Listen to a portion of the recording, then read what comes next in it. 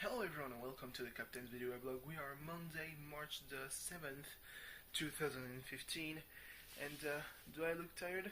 It's probably because I am.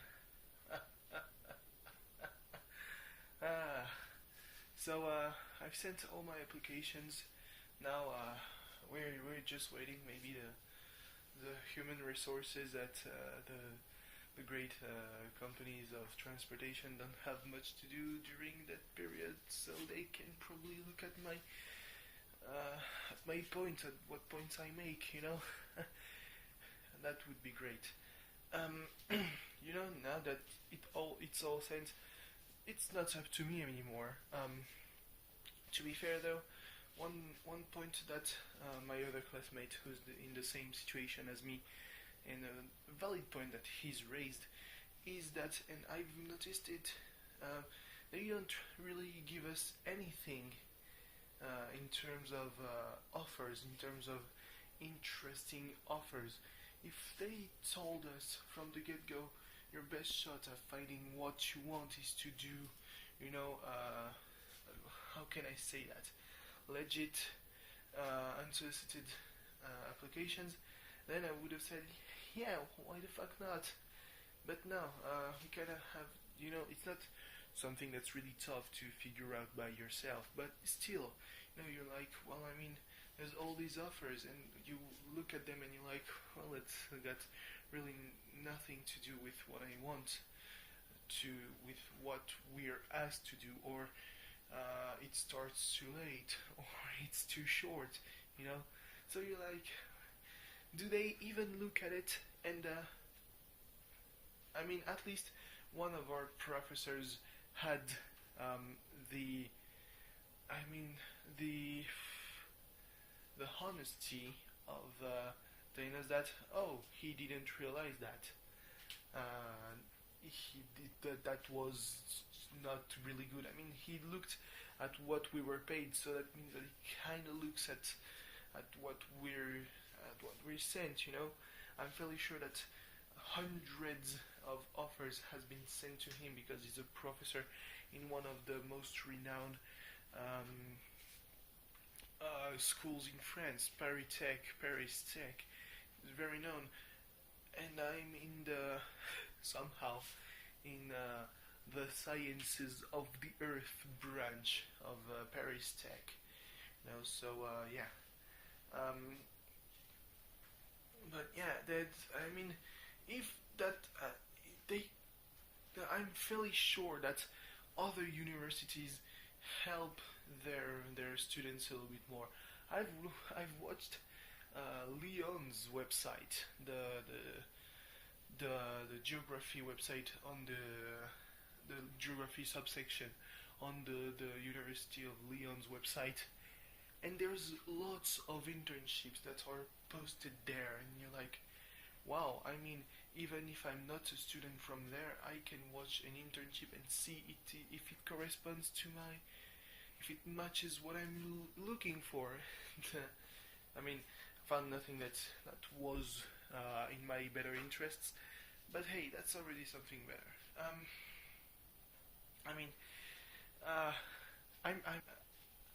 It's not exactly that I'm in despair. I will be in despair if by the middle of the month, which is incidentally just a week away, I'm very much in the same situation as 2 weeks ago.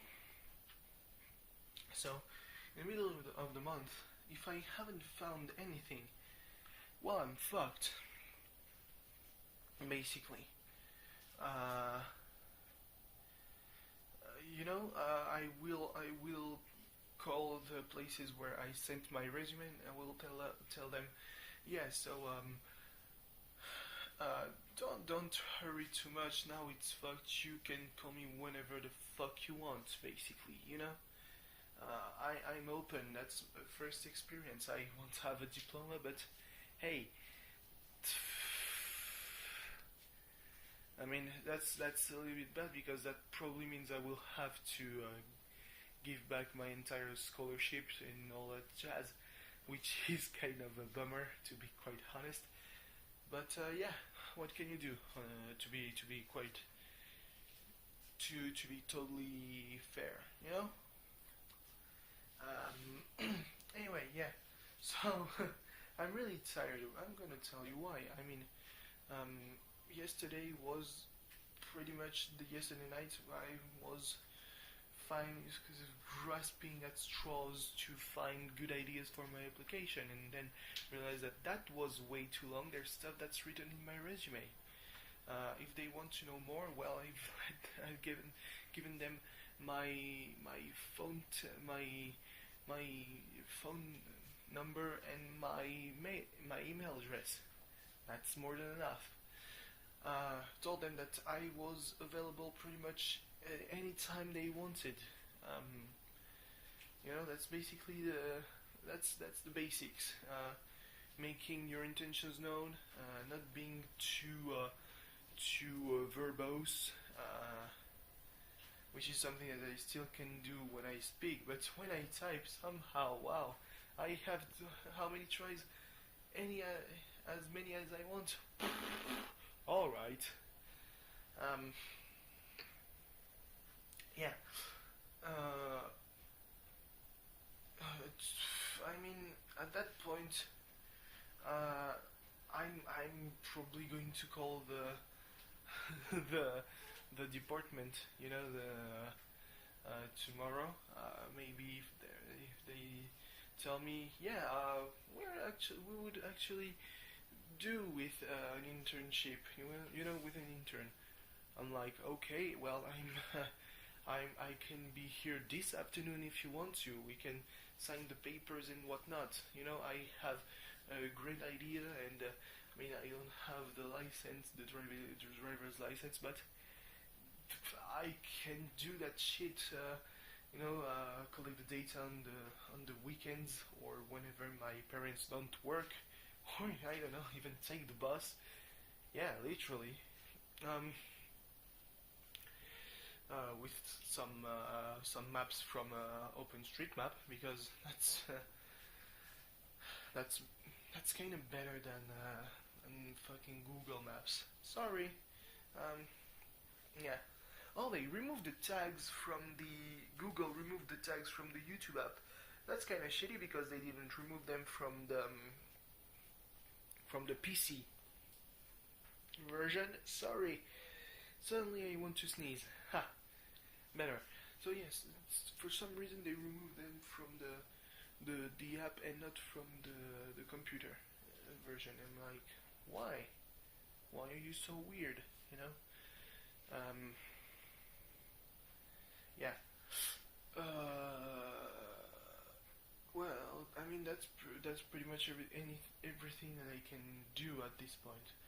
I will send back a call if by Wednesday I don't have any news from that one place where I sent a paper with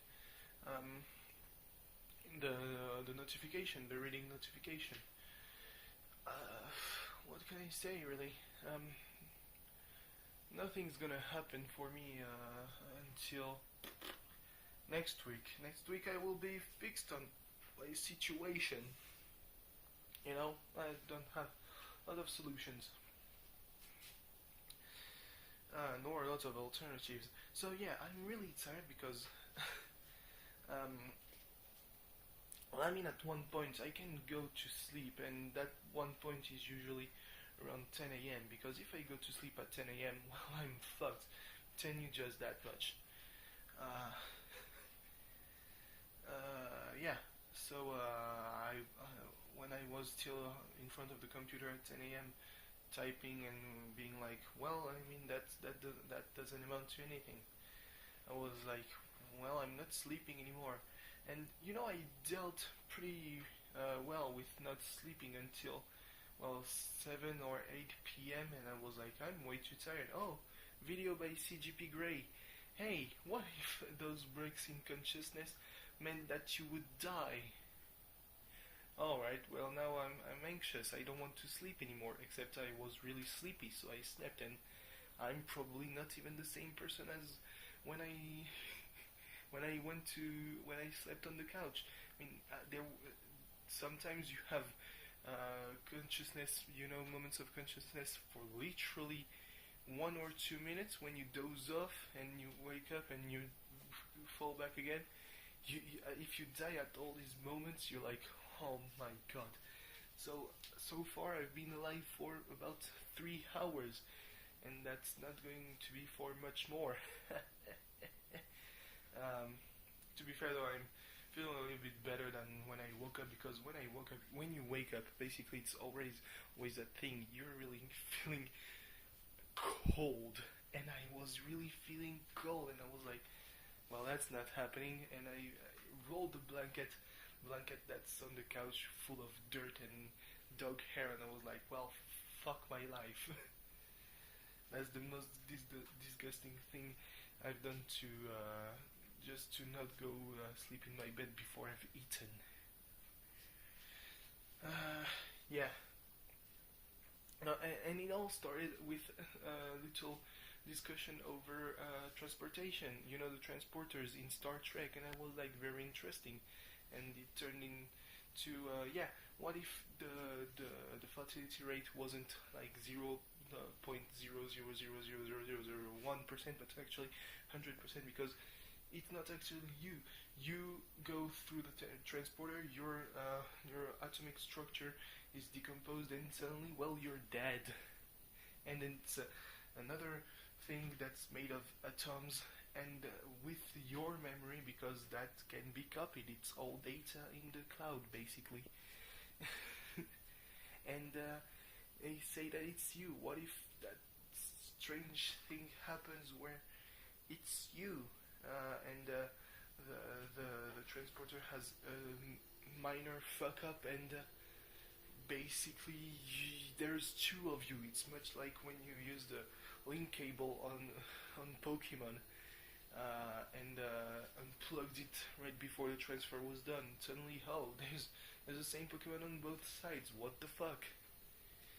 That shouldn't happen, So yeah, that was, that fucked me up, and I'm kind of afraid to go to sleep, because what if that's not me who wakes up tomorrow? It's probably the reason why you don't really remember what you do just right as you fall asleep, because actually you die. Yeah. And nothing guarantees that you wake up again. Day 5 by Rooster Teeth deals with that this summer. If you're not in Australia, because if you're Australia and all the southern hemisphere, it's this winter. So yeah, talking about winter, suddenly it's gotten very cold again. And like, what the fuck? I was talking about having more of an autumn weather, and suddenly, well, we're back in winter. Whoa, boy. All the cold mornings and the snow and whatever. That was really wintry, and I would do with some snow here. Apparently the weather said that there would be snow and rain mixed, and I've seen nothing but gray skies. Maybe I was just too tired to realize it. I spent the whole afternoon listening to do carefully picking apart everything that makes the Asterisk War so shit, and I was like, well, yeah, alright, well, but the same kind of criticism could be applied to the other show that was basically a copy-paste of that, which is Rakurai no Cavalry. And then I arrived to the latest video in this series. Just a side note, I really liked Rakurai no Cavalry, and I feel that if I had watched the Asterisk War, I would have hated it, because everything that was done pretty well in Cavalry was done fairly shit. All was done to dog shit in Asterisk War.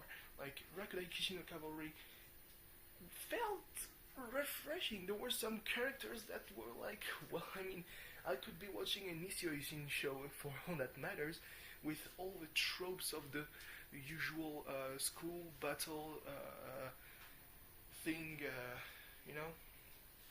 even when they pull some bullshit explanations as to why the main character is the ultimate underdog. I'm like, okay, well, I mean, everyone's really going out of their way to make his life shit, but I guess I get it, you know, because it's Japan. Yeah. Basically, what I want to say is that I'm really tired, so I can't really make out any kind of coherent thoughts. I mean, I haven't watched anime because that would have fucked me up, you know. Trying to read Japanese, like, I'm actually tired I've been tired for quite a while because in the last 48 hours I've slept like 4 hours or 8 hours counting tonight's. Oh yeah. And while I was filming yesterday, I was like, shit, am I speaking French or am I speaking English? I suddenly had a moment of realization that maybe for a couple of minutes I was speaking French, which could have happened because I don't rewatch my videos. You know, what a waste of time that would be. So anyway, thanks for watching. See you tomorrow. Bye bye.